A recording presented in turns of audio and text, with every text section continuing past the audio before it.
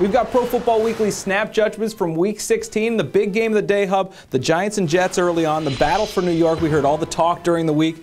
Once it came down to it, the Giants were the better team. Well, and you don't really want to oversimplify this, but Eli Manning is clearly the better quarterback. I think the New York Jets have a real problem on their hands. What do they do next season? Forget whether they still somehow back into the playoffs this year. They used the 5th overall pick in the draft on Mark Sanchez 3 years ago. They may have to go get another quarterback because he's just been awful. Eli, on the other hand, having his best season, and that Giant defense, particularly up front, can still bring the pressure when they have to. They're probably a team that a lot of NFC teams don't want to see in the first round of the playoffs. And now the way it sets up, Giants and Cowboys next week is a play-in game for the Jets. However, they take a step behind the Cincinnati Bengals, who eked out a win over the Cardinals. It's hard to believe, but Cincinnati a legitimate chance to be a playoff team. Well, and here's the problem for the Bengals is they beat the teams they should. They can't beat the teams they can't beat. Right. Next week they've got Baltimore, and the Ravens will be playing for something, playing for a lot, as a matter of fact, because they and Pittsburgh both won today. So if they both win next week, the Ravens get the 2nd seed and they get a week off. If the Ravens lose, they got to play 3 games, and they're even on the road after the first one if they win. So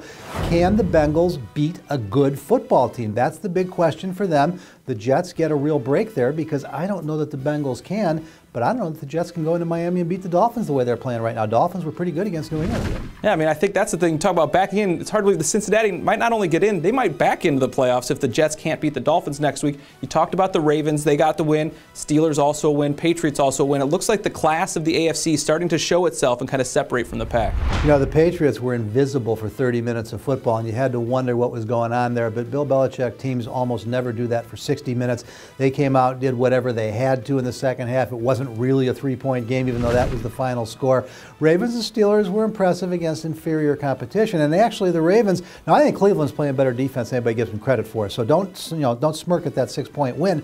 Again, they did what they had to do, and now can the Ravens hold serve against the Bengals? I think that makes that one of the biggest games of the week next week.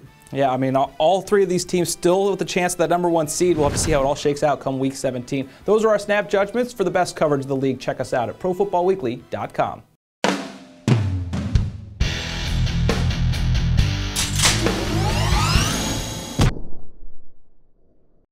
It's never too early to start thinking about the NFL Draft, and Pro Football Weekly's new draft database has you covered. Check out updated player rankings for over 750 prospects and our exclusive PFW Stock Watch. Just go to the Draft tab at ProFootballWeekly.com.